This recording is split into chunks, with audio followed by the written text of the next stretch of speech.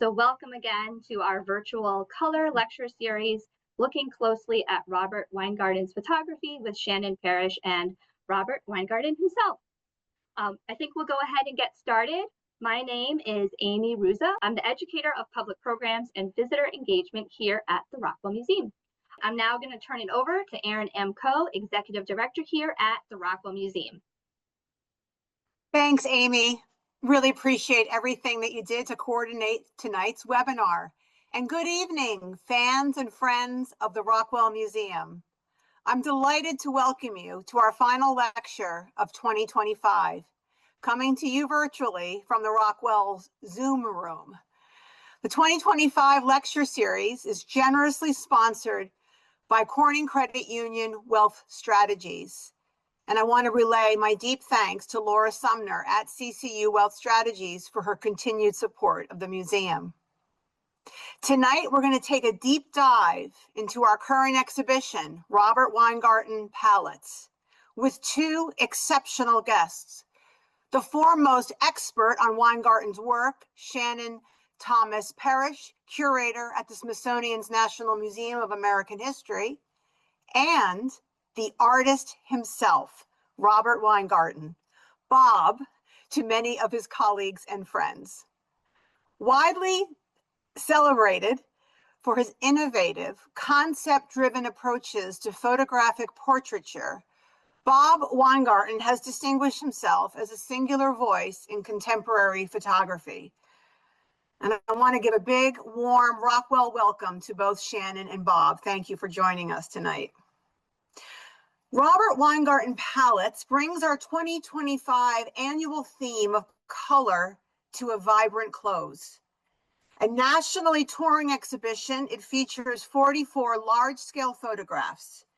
These are extreme close-ups of artist palettes and studio artifacts belonging to artists such as Chuck Close, Jim Dine, Eric Fischel, Jasper Johns, and Laura Owens, all captured through the probing eye of photographer Bob Weingarten.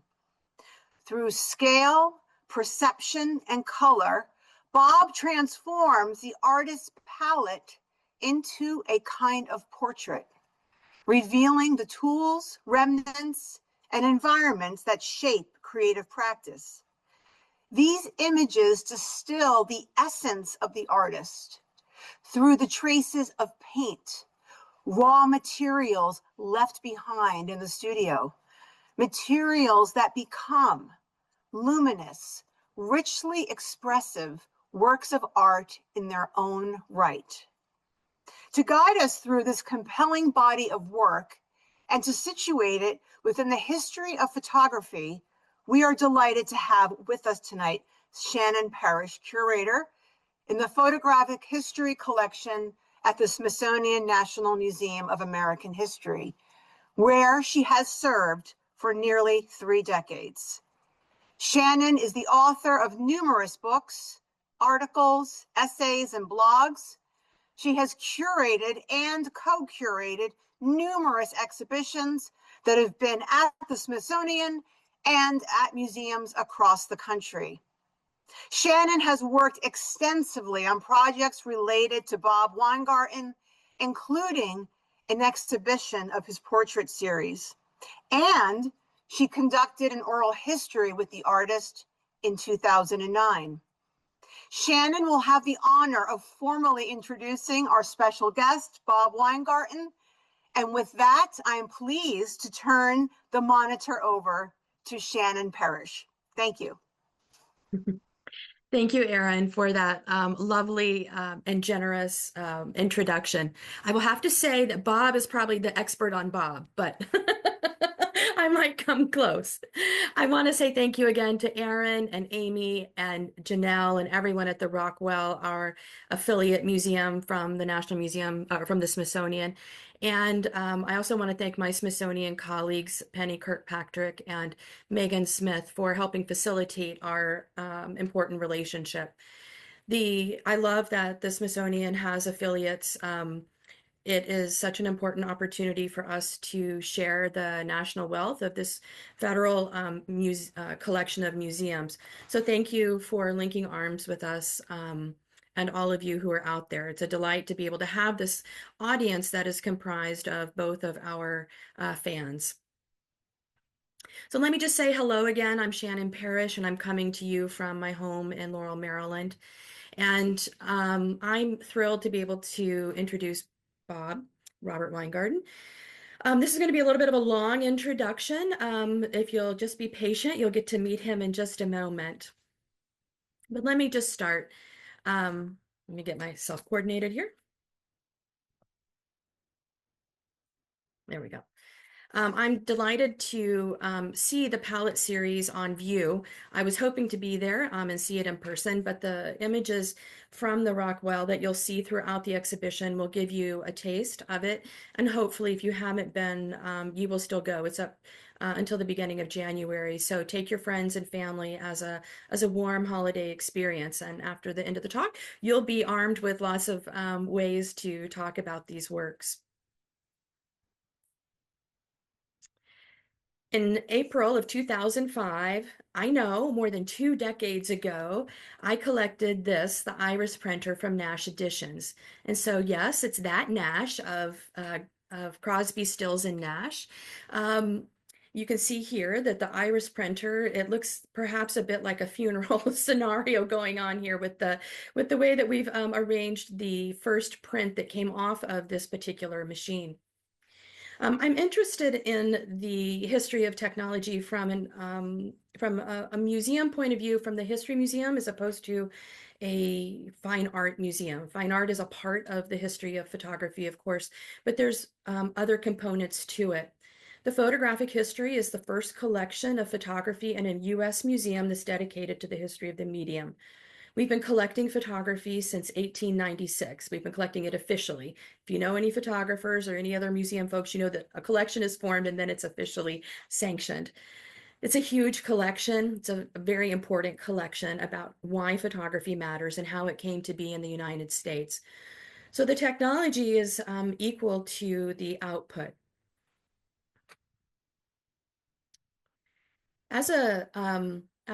The way that we think about the technology in relationship to the history of the medium, I'm interested in the way that we can follow a trajectory of when a new technology emerges, who are the inventors, who are the innovators after the inventors have stepped away or produced products, who are the early adapters, and then who are those who come after, either who've waited to see how the technology unfolds or who have arrived after the technology has established itself.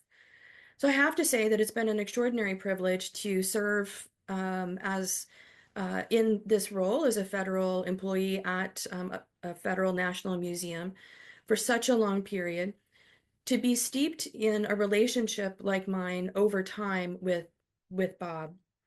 I've had this job before digital was a thing, and it's been a privilege to emerge alongside the technology, collect it as it's been emerging, and now we're into perhaps a new generation of photography. So it's an extraordinary thing, like I said, to sit with Bob across time, and as he has worked, as he has shaped the medium itself, to be a collector. This is one of my favorite object photographs from the museum. On the left is the Walcott camera. It's the first patent for a camera that was issued by the United States Patent Office in May of 1840. It is a lensless camera rather. And there you see it next to a 2009 iPhone. They have about the same surface area, but imagine the power and the capacities that have changed between the time of when both of these were produced. And so I think as we sit and we go through this presentation today, this is the space that we're in. We're filling this history of photography between the analog and the digital. When I collected the iris printer in 2005, it was an extraordinary story that was around Graham Nash and how he was among the first to adapt to this technology. Why did he do it? This machine was not made for fine art prints. What is that story about? And if you'll remember back to that early days in 2000 and even, for the first 6 or 7 years, we didn't even know what to call these prints. Were they G-clay prints? Were they iris prints? Were they digital prints? Or what were they? So this is a dynamic period that Bob is beginning to emerge in, and others as well. The printer is a tool, and I wanted to know, what did different people do with this tool? How did they use the software and the technology to make their prints? So I wanted to be able to say, we have this iris printer, but then there are these other images that came from it. So the image on the left is one of those prints by Bob Weingarten that was printed on that very printer.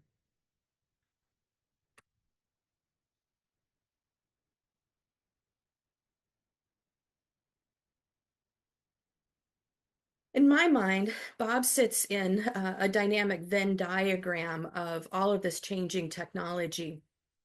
And then he sort of rolls off in his own circle and in his own space as a visual innovator. Bob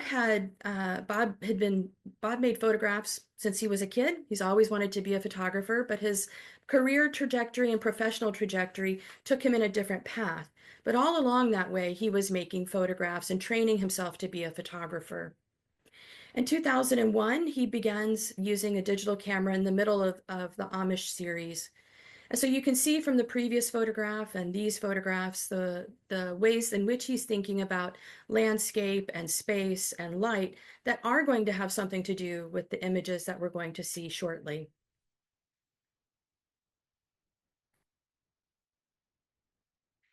If you're out there in the audience as a student or as somebody who likes to devise their own projects, I hope you're going to hear carefully how Bob shapes his. It's one of the things I most appreciate about Bob is how he establishes his projects with an intellectual query that is based on research. And then he sets up a set of parameters and he follows the parameters to discover what happens within that space.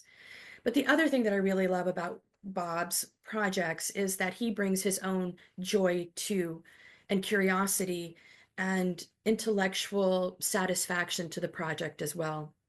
This is one of those really dynamic projects that I think, and he'll tell you whether this is true or not, was a pivotal one for him. I love this project, especially as we think about the history of photography, because it was produced in analog.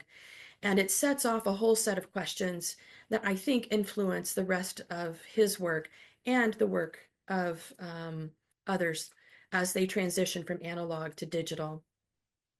So with that long introduction, I'm delighted to welcome Bob from his home in Malibu, California, where it is much warmer than it is in upstate New York. Bob, this is your space for a while. Hey, thank you very much, Shannon. And also, I want to thank the Rockwell Museum for putting on such a magnificent show of the palette series. It really is beautiful. The pictures that you're seeing are from my 630 series, and that was based on a thing called chromatic adaptation. That when we look at the ocean, for example, we see blue, and our mind doesn't let us go to red, as you see in this or some of the other colors, because our mind informs our eyes. And so even though the chroma changes every day in a place like Malibu, which you wouldn't think, you don't really fully see it. I used analog film for this series because I wanted to be able to prove that it actually happened, that it wasn't a digital construct. And what I did was I took the same picture every morning at 6:30 a.m. here in Malibu for 1 year, and you could see the dramatic changes in the chroma. And I realized as I was doing it that I didn't always see that. The film really taught it to me. I didn't see the totally red day on October 22nd. Um, so this became the backdrop from which the palette series began. Because as I spent the year looking at chroma, thinking about chroma, I started wondering, what does chroma do to artists, to painters? Is the light that they live with affect the palette that they use in their paintings? So that was the first part of the inquiry. And that informed one track of the palette series. The other was, I also always had a deep history, interest in the history of photography and its interplay with painting. If you go back to the early 1900s, with Alfred Stieglitz and Steichen, they had something called pictorialism, and they were making pictures to look like paintings. And then in reaction to that, in the 1930s, you had the F-64 group, Ansel Adams and Edward Weston and their ilk. And they said, no, no, no, we're not going to do that. We're going to use photography for what it's meant for, clear photographs that are photorealistic. And you had that. And then you had on the painting side, in the late 40s, early 50s, you had abstract expressionism. And in my belief, it was in part due to the fact that at that time, photography could do realism so much better than painting that it was a way to say, no, but painting, we can do abstraction. So we'll move away from photography, do something that photography cannot do. What I decided to do with the palette series was again to work on the interplay between photography and painting and to turn it on its ear, to take the best technology of creating realistic imagery, which was the best digital technology at the time, and creating abstract art. And doing that by going to the studios of the greatest living artists and photographing their raw materials. By the way, my palette definition is very broad. It was their raw materials, their actual palette sometimes. Sometimes it was just drippings on a sink or on a wall or somebody's shoes in a studio. Just in terms of their color sense and the colors that they were using. So what I did was, in terms of scale, I started with very small pieces, very small parts of what I was photographing. When you look at these palettes in the museum, you'll see 40 by 60 40 by 60 photographs rather, and they start with things that might have been 3 or 4 inches, using a macro lens, getting in very close and tight, and starting with that, and then building it up with an algorithm that I created so that we didn't lose, sharpness, building it up to something of the size of 40 by 60. Why 40 by 60? Because that would start to resemble what an abstract painting might be in terms of its scale. And that's why I did that. So what did I learn? I went around, and as you could see in the museum, I visited around 40 some odd artist studios and took pictures of their raw materials and palettes. But I also asked them, does the light you live with inform the palette that I'm seeing? And I got answers that were all over the lot, from not at all to absolutely and so on. But I got my own opinion after a while, because after doing it, I realized that the lightest palette that I saw during the entire time was taken at Richard Estes' studio in New York in the middle of the winter on an extremely gloomy day. Then the darkest palette that I happened to photograph was drippings on a sink over many, many, many years in an outdoor studio in Southern California of the artist Ed Moses. So I came to realize that there was really no correlation between the light that they lived with and the way they painted. But finally, in Eric Fischel's studio, I asked him the question, and he gave me the answer that I think was the most profound answer and probably the most real answer. He pointed to his heart when I asked him the question, and he said, "It's the light in here that informs my painting, no matter where I am in the world." So now I'll leave it to Shannon to tell you more. Thank you, Bob. It's always great to hear those stories from the artist of your experience and those direct conversations.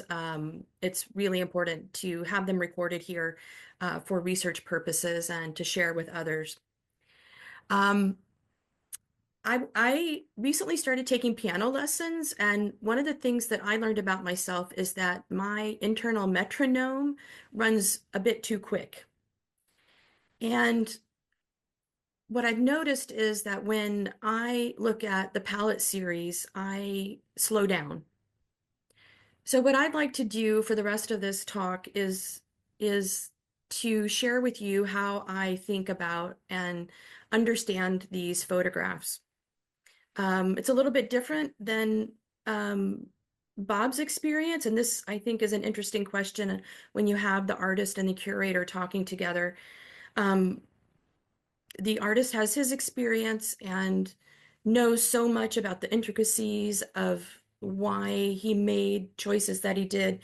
And then the curator values all of that, but then also has to understand that these objects stand in a different context. So Bob, in the Q&A, if I get anything wrong or I'm offensive, then you correct me and you query me, okay?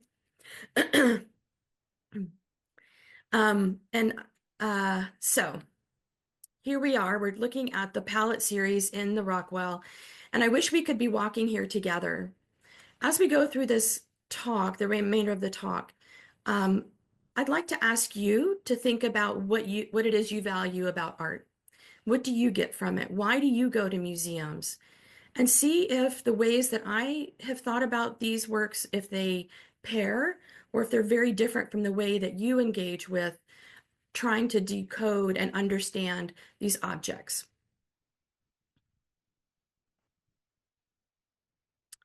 So in September, my family and I visited a Baltimore print shop to go make a family woodblock poster. And this lost ad was in the entryway to the warehouse where many artist studios were located. And it says, in case you can't read it, "Lost palette. If you have found my palette, I would be so grateful if you would call me. I think it fell on the ground last week. I miss it. Thank you, Karen." That Karen misses her palette is both funny and sad. We feel her pain. And while it might be a stretch to say that all artists would feel this way, it does suggest that it is central to her work, and we can begin to imagine the relationship that the artists that Bob just talked about, might have emotional, creative, practical, or even psychological attachments to their palettes. The graphic depiction at the top of her Lost ad is familiar to us. How many art museums have pins in their gift shops that are in this shape? And how many digital image management tools and software use this icon as well? What is it about the palette as a thing, as an idea, that bears a common reference for so many of us across the globe?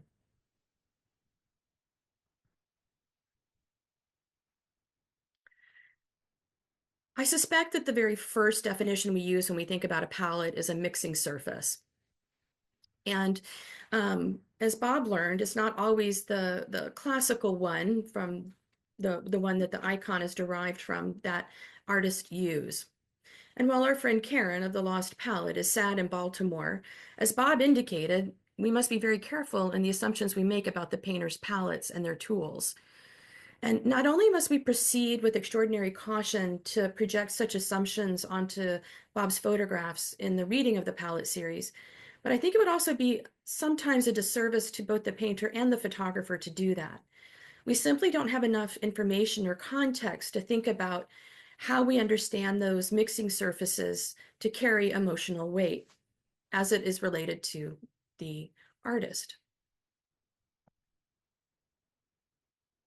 Palette, of course, is also color or sets of colors. We assume that they are harmonic or at least in sympathy with each other to convey messages, ideas, moods, and so on. As I put this particular slide together, going through different images and different iterations, I settled on not a discordant, unharmonious set of images. I chose these three with oranges and yellows that appear to have been applied in different ways. We might look at these and think these three artists use orange and yellow differently. But maybe it would have been better to show three photographs, each with its own set of colors. A slide design for us to linger over, would it have been too distracting if it had been different patterns and different colors? I think this question of how we set the palette together as a way of thinking about what these colors are and what do they mean, we need to sort of think about, are they pooled, are they splattered, are they swiped, or are they blended in some way? What does that really tell us about the painter, their energy, and the way in which they're making their paintings? Again, I think that there's also a cautionary aspect of it. Picasso had a blue and pink period, of course. So depending on the imaginary day when Bob slips through time to Picasso's studio, he might see a very different palette. And as Bob also mentioned shoes, I think we also might consider, when we look at this body of work, the idea of materiality is also part of the palette, especially because of the way Bob photographs. The word palette has more to do, perhaps, in our larger connotations with paint and color, but I do think of it as an artistic element in which we are assessing the photograph. The materiality of the object photographed in art, in this case, I think, has equal weight to the color. If we were to talk about food and wine, we also talk about a flavor palette. In that scope of what a palette might be, the materiality flavors our readings.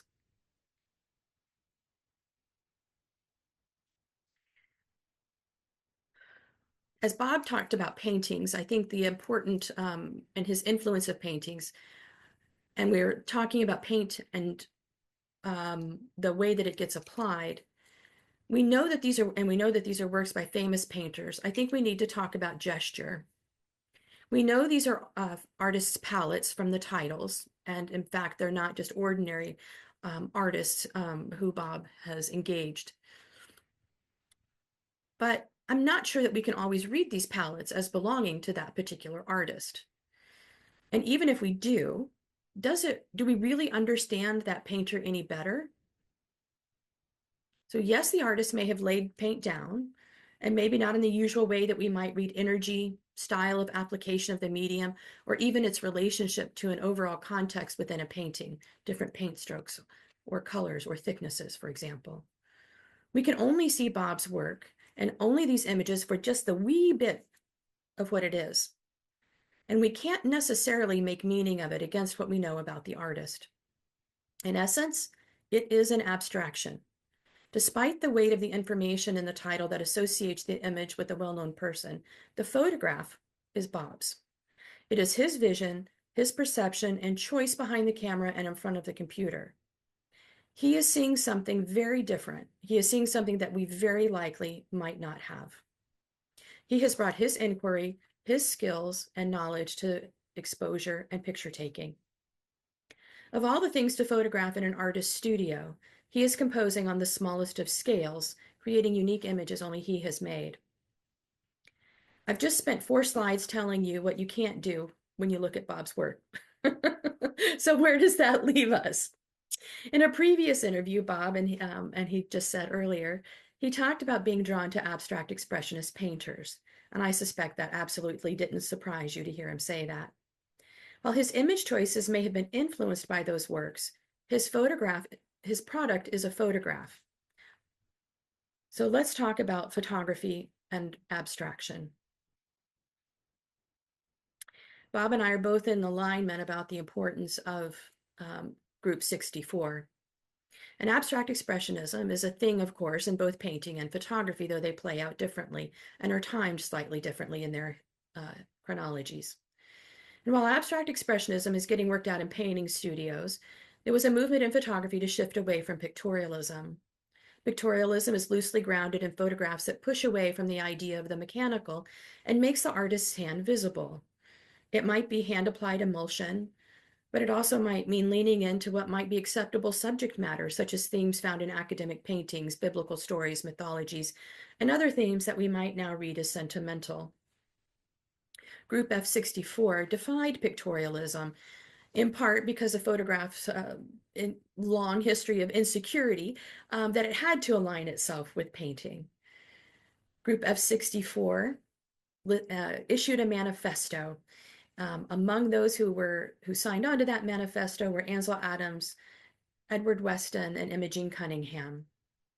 They asserted that photography has its own set of aesthetics, shaped by the equipment, by the lenses, the cameras, the film, the chemistry, and artistic imagination. And all of that wrapped up together is valuable and meaningful, and it doesn't have to be compared to any other medium.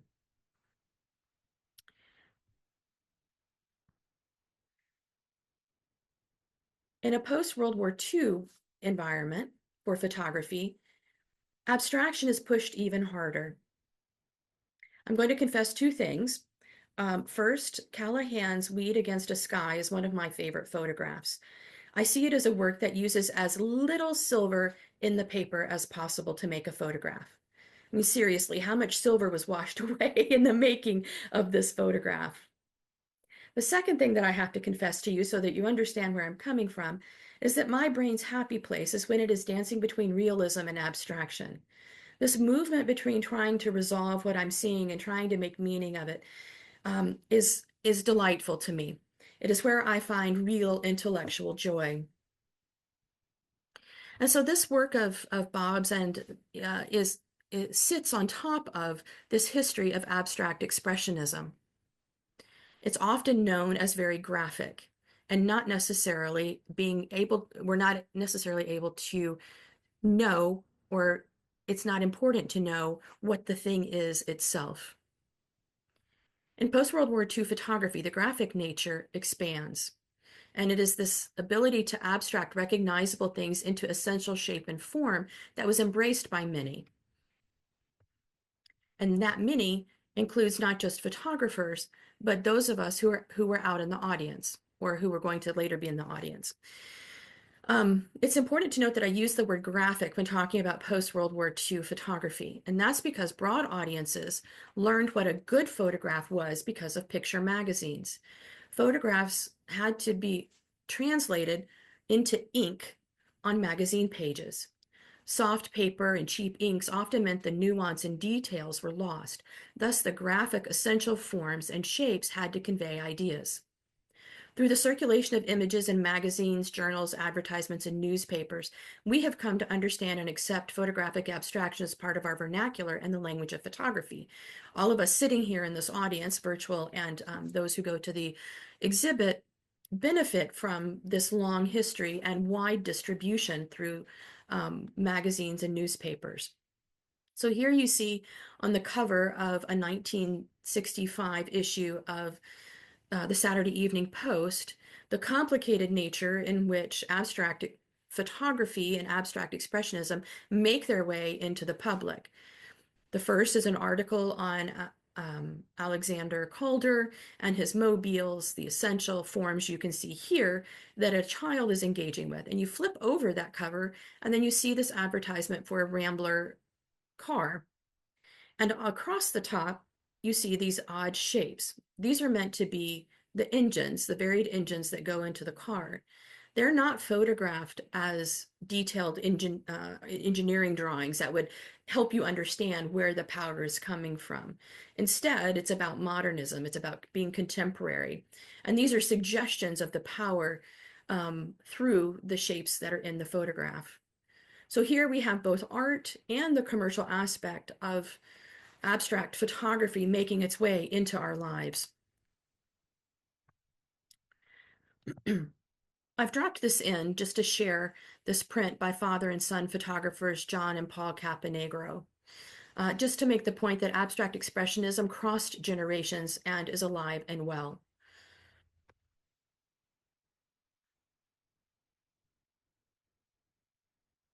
As we assess Bob's work, can we situate it in that genre? Absolutely.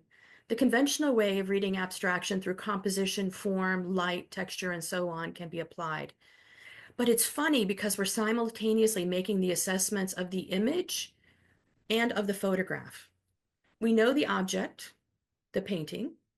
In this case, we see the work by the glass in Dale Chihuly's space. That material thing that's in front of us is also a photograph. So the ink and the paper. So our brains are having to put these two together. What am I looking at, and what do I focus on? So what is the photograph about? Which medium are we to make sense of? One of the things that Bob mentioned that I'm really interested in as well is scale. Bob scaled these particular photographs he made because he could, because the technology made it possible, and he could do it in his own space. The scale also was not only to compare to academic paintings or those that are in fine art galleries around the globe, to say this image is, the small vision that I have is fine art. It's a little too redacted and too perhaps essential to say it, but lots of photographers were making big art. Bob's happens to stand up the test of time. But it also allowed Bob to make images and see images in new ways. This puts him in the innovator side in the history of photography. Color could not be layered in a conventional analog darkroom. After working on the palette series, Bob, he told you that he did his own math. Bob really pushed Photoshop and challenged it. He challenged the scale, he challenged the capacities, and he challenged the ways that we could see what a new kind of photograph could be. This is one of the largest photographs I've ever collected. You can see how big it is by all those bodies that are behind it to hold it up. So you've got a bit of a sense now of Bob's work beginning the palette series and what is going to come after. But I also want to say that the scale of these objects, and because he's played with the smallness, seeing something small and showing it big, the physicality of the scale becomes really important. Our engagement, do we walk to it? Do we walk away from it? Do we look in? Do we look at a surface? Do we look through a surface? All become parts of engaging with Bob's work. And also, as a museum visitor, is important to think about the scale. Murals, billboards, the Sistine Chapel. These are all big expressions meant for a crowd. A snapshot, a school picture, the sonogram of an unborn baby, that we can hold these in our hands, literally and metaphorically, are precious, and they're just for our experience. And Bob has offered this combination of that big and small. Where do we see the big shared experience, and then where do we move in for our very own experiences?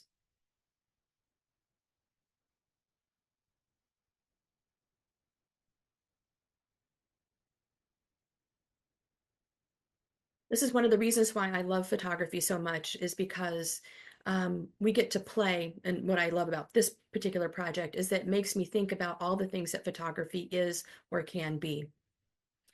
And what I hope you take away from our talk tonight is a refreshed way of seeing, so that when your coffee splashes on the counter tomorrow morning, you see it as a moment of energy. The frost patterns on your windshield are tiny worlds that are built overnight.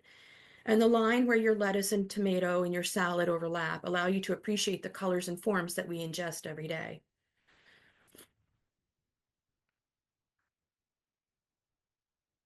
You will undoubtedly wonder how the artists viewed Bob's works. As we queue up for the Q&A, I'll ask Bob to tell us about this photograph by that was made in Jasper John's studio. His story is a testament to his vision. So thank you for letting us be here to share our perspectives on the palette series, and we look forward to your Q&A. So Bob, what's the story behind this, and how did Jasper Johns receive this? Well, the story behind it, this was acrylic in his studio on a little table with a glass top. And when I was in his studio, there was a lot of different things, of course, that fascinated me.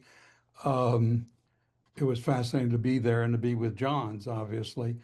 And this is one of the shots that I took. When with each of the artists, after I took the photographs, I sent them a copy for their own collections as a thank you for allowing me in their studios. We received a call from Johns' studio asking for a lot of information about it, and we asked why, and the answer was, well, he gets a lot of things but that he doesn't usually keep, but he was putting this in his permanent collection, and it was going to eventually go to a museum, so he wanted to have all the data that a museum would ask when they put it into their collections. And this was told to me by his head studio assistant. And I said to her, by the way, that's nice to know, but how did he react to it when he got it? And she said, well, he called everybody in. It's a 2-story studio that he has in Connecticut.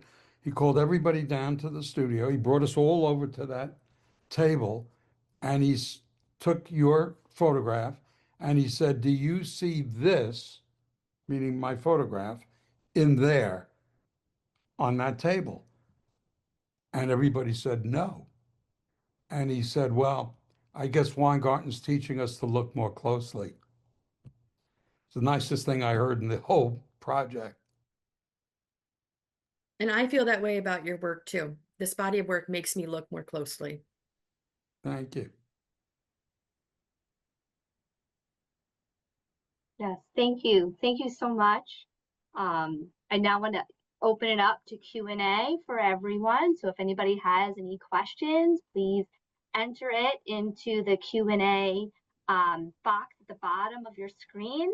Thank you, Robert, Bob, and Shannon. And I do feel inspired now to look more closely at work and at palette. So it's very inspiring. It looks like we have one question in the chat for you, Robert. What does your photography kit consist of for a project like palette? Well, when the first of all, it's interesting because the first question in all talks is always about equipment, which reminds me of a great story about, I think it was Avedon, went to a dinner, and the hostess said to him, Mr. Avedon, I love your photography. You must have a great camera. And then he didn't say anything. And then they had their dinner. And after dinner, as he was leaving, he turned to her and said, that was a wonderful meal. You must have a great stove. But anyway, the equipment, once digital came in, my life became a lot easier in terms of equipment. Before digital, I would go on a trip literally with a dozen different bags and boxes of things. You had film, but you couldn't just take one kind of film. You had all different ISOs that you had to deal with, so, and black and white and color film and so on. Then you had filters, and then you had maybe different format cameras, maybe a Hasselblad for square print or a Nikon for a rectangular print, 35mm. You had all kinds of stuff. For this project, I had a tripod, a Canon digital camera, and several lenses, of which I used mostly one, the macro lens. That was it. Thank you so much. It's really interesting to learn about the equipment and your approach. We have another question, also for you, Bob.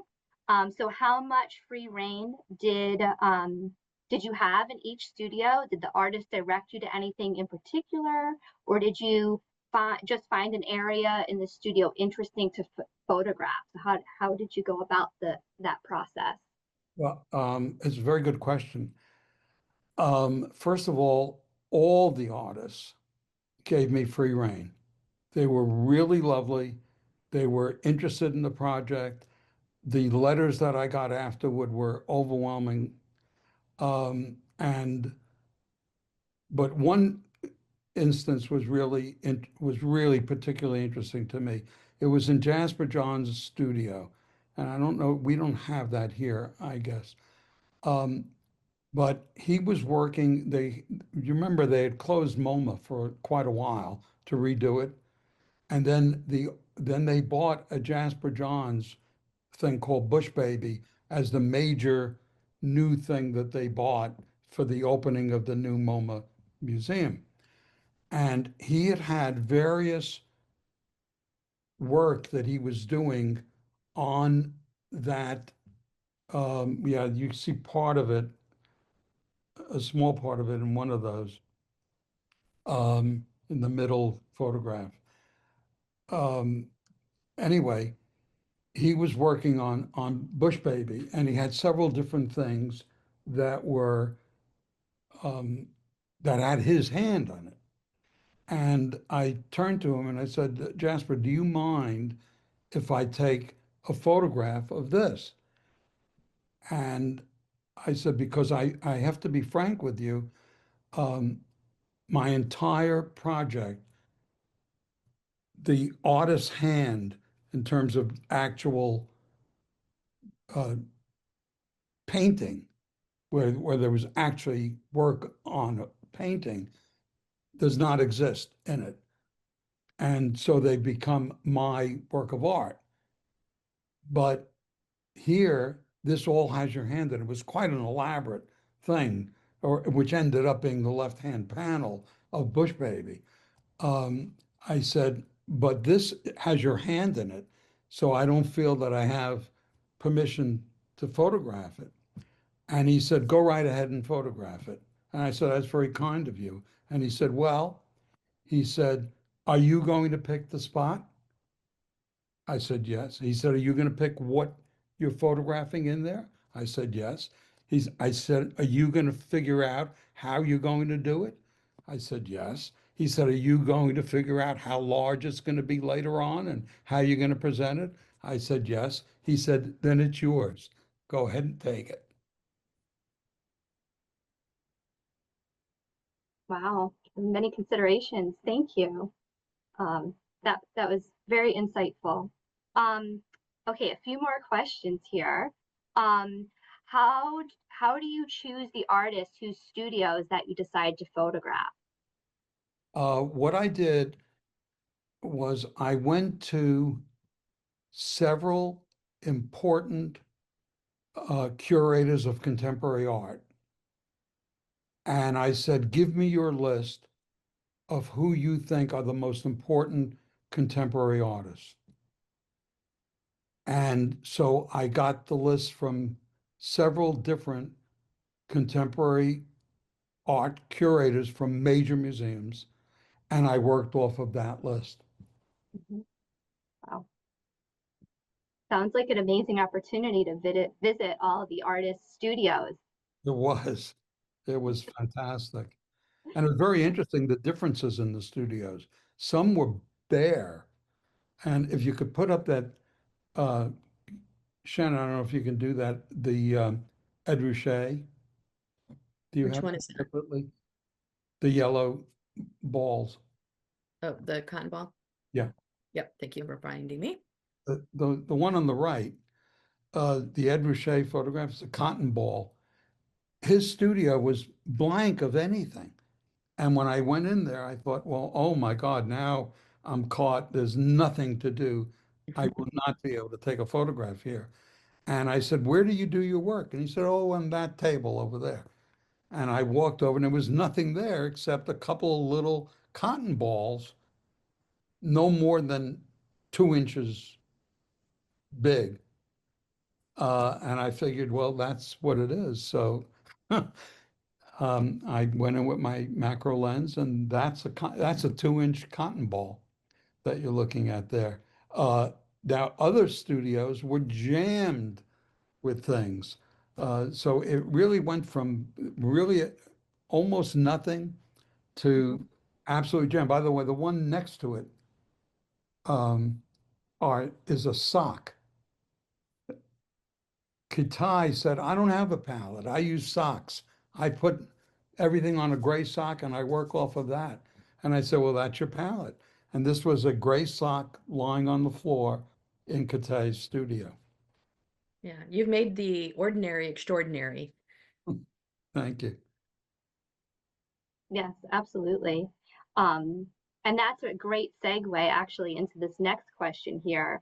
So in addition to the colors, you've captured great textures as you just shared. Through the creation of this series, is there a specific texture or material that you have found that you really enjoy and like to photograph?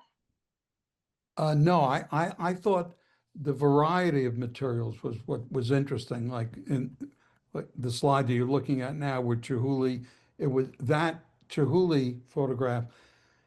That's his raw materials. He has all these different parts, and it goes up an entire wall in a Seattle studio, that and above them is a skylight. And I, who am afraid of heights, went up a very high ladder to the top because I wanted to catch the light from that skylight in the photograph. So that's what that is.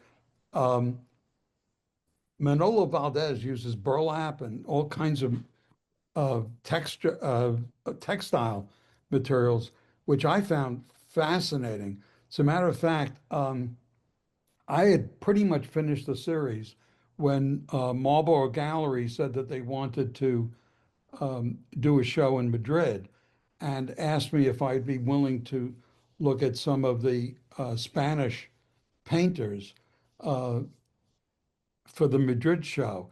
And I said, well, I'm pretty much done. I don't know. I think I've said everything I want to say. And they said, well, go to Spain and look and see. And I did. And they had the most unusual palettes. It was like starting all over again. And Manolo Valdez had a very extraordinary palette.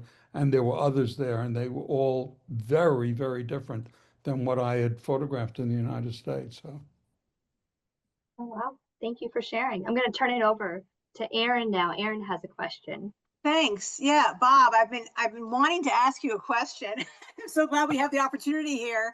But I first want to say how enriching this conversation has been. Shannon, your very insightful remarks, and Bob, there's nothing like hearing it from the artist, themselves. So we're really, and I'm really enjoying this.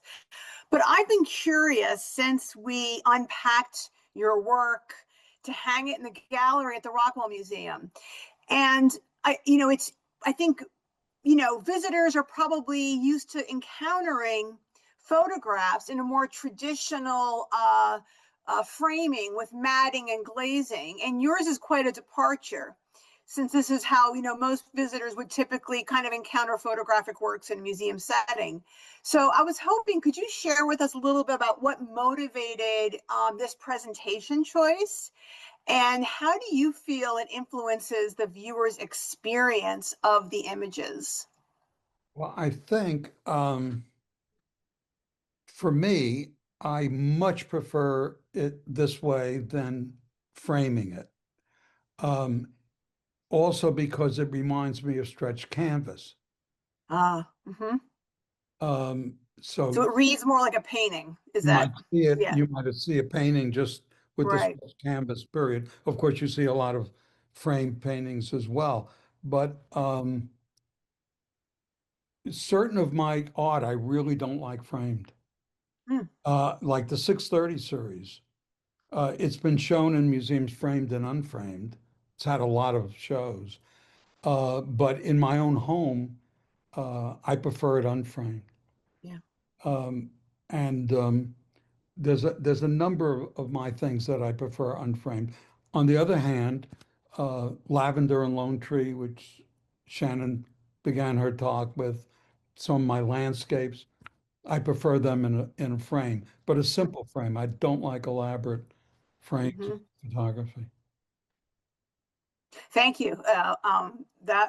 It's very much along the lines of what I was expecting, because they do read more like paintings, and it does make you. I think it makes the visitor more inquisitive, wanting to get close up, and sort of disarming them. You know what I mean? Throwing them off a little bit, like, what is this? What am I encountering here? So I think that also adds to the engagement of the work. So anyway. Thank you. And Amy, are there other questions? I thought maybe I saw one more. Did you? Yeah, we have actually one more question. Great. Okay. It's a great way to wrap up. And just thank you again for your wonderful presentation. It was really great to hear from both of you. So this is, again, a question for you, Bob. What projects came after the palette series? So how did the palettes influence your next phase of work? The next phase work was a real departure. The thing I did after the palettes was called pentimento. And that's an example of it. What I did was I used historic events. This was the bombing of Guernica, the famous thing that Picasso did, his famous painting, abstract painting of Guernica. People have seen Guernica, the painting. Some people may know the story. Very few people have actually seen the place. So here you have, in this, you have the bombing, which is on different layers. You have the planes, you have the bombings, and you have in and out of that, you can see in color the city as it is today, Guernica. So this is, I did two series. I did portraits and I did pentimento based on the fact that you could do with digital what you could never do in a darkroom. And that is that you could create layer upon layer upon layer. And if you did it in a way that I did, I coined a phrase, which was translucent composites, because they're not like, uh, solid layers where you can't see through one to the other. So I created where you could see one layer through to another layer, to another layer, to another layer. When you're actually looking at that in person, it forces your eye not only up and down or side to side as you would do in most photography, but this forces you in and out as well. It creates, usually when you're looking at a photograph, you're looking at something three-dimensional on a two-dimensional plane, right? And you take the third dimension for granted. You don't have to deal with the third dimension. It's two-dimensional plane and it's there.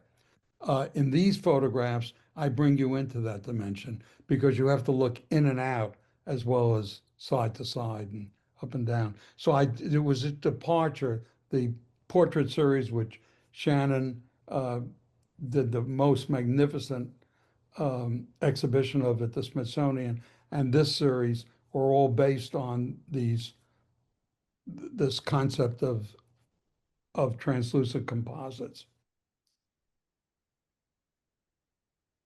Thank you for sharing about that translucent composite. That's very inspiring. I do feel it has a lot of depth. So thank you both again. I'm going to turn it over to Erin Emco again for some closing remarks. Thanks, Amy, and thanks so much, Shannon and Bob. What a fascinating and enlightening discussion. Wow, we really appreciate your time, and we've learned so much. Pentimento, I love it, Bob. Another reference to painting too, and the artist's hand. And so I can see actually a line through even from palettes. But I just want to say we're so grateful for all that you've shared tonight. Speaking to our guests, I hope this program inspires you to experience the exhibition in person.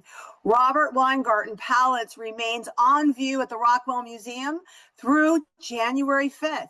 So bring your family and friends over this holiday season. It's the perfect time to step out of the cold and into the warmth of the museum, where Bob Weingarten's photographs radiate with light, color, and creative energy. And after tonight's discussion, you'll bring so much more knowledge and understanding and insight along with you. We look forward to welcoming you, whether online or in person, in 2026. It'll be here before we know it, as we embark on celebrating the Rockwell Museum's 50th anniversary year.